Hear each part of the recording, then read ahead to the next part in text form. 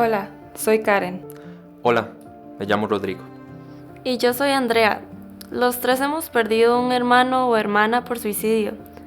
Y definitivamente con ellos o ellas hemos perdido una parte de nuestra historia.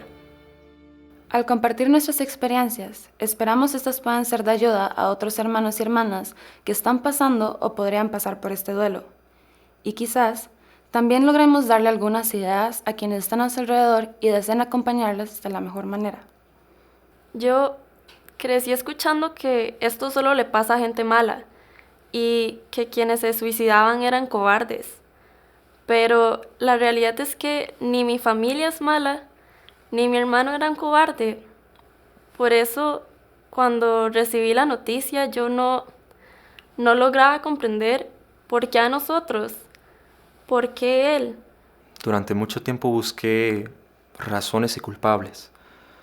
Esa búsqueda fue difícil, pero importante, pues me ayudó a aceptar que no obtendré respuestas a todas mis preguntas. Me ponía triste al pensar en las cosas que ya no podríamos vivir juntos. Dejé de salir con mis amigos, me salí del equipo de natación, pasaba del cole a la casa. Por un lado, tenía ese miedo constante de que algo malo pasara. Y por el otro, me sentía culpable de estar viva. Aceptar la ausencia fue muy difícil. Me maltraté mucho pensando en lo que yo no había podido darle, decirle, hacer. No lo pude salvar y por eso me culpaba. Empecé a buscar culpables. Y durante un tiempo, odié a quienes yo consideraba habían causado la muerte de mi hermano. Luego, comprendí que esto del suicidio tiene muchas causas y nadie debería ni podría de ser señalado como un culpable directo.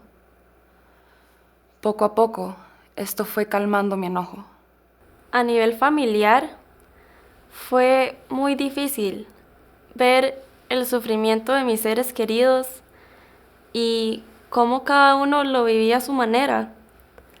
El escuchar a mami hablando con tanto dolor sobre mi hermano me obligaba a tragarme mis emociones para apoyarla y para no ser una preocupación más.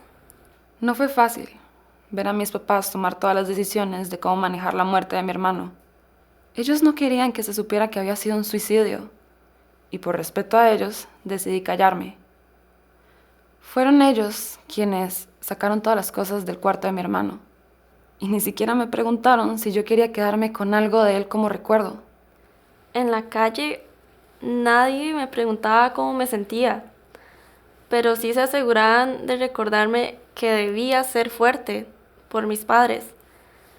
Así, poco a poco me fui olvidando de mí misma, de lo que yo también necesitaba. Era mi hermano. A lo largo de los años y conforme pasa el tiempo, ha sido difícil ver a los amigos y amigas de mi hermano viviendo experiencias que él nunca vivirá. Igual me pasó a mí cuando me gradué del cole, de la U, cuando tuve a mis hijos. Pensaba muchísimo en él. Pero he aceptado que, a pesar de que pasen los años, lo voy a extrañar y eso está bien. Siempre será una persona muy importante para mí.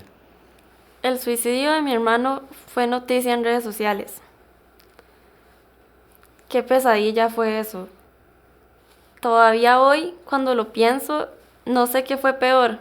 Si las fotos que subieron, las mentiras que dijeron o todos los comentarios culpándonos por lo sucedido. En el colegio todo el mundo se dio cuenta y no es que me diera vergüenza, pero me hubiera gustado ser yo que pudiera decidir con quién compartirlo. Debemos prepararnos para los comentarios y juicios hirientes que tarde o temprano van a llegar. Identificar a las personas y espacios seguros para hablar de lo que pasó es muy importante. Estoy convencida de que hice bien al aceptar la decisión de mi hermano, aunque hubiera preferido que las cosas fueran distintas. El suicidio es un tabú. Uno se da cuenta de que nadie quiere hablar de esto y tanta soledad me hizo llegar a pensar en el suicidio.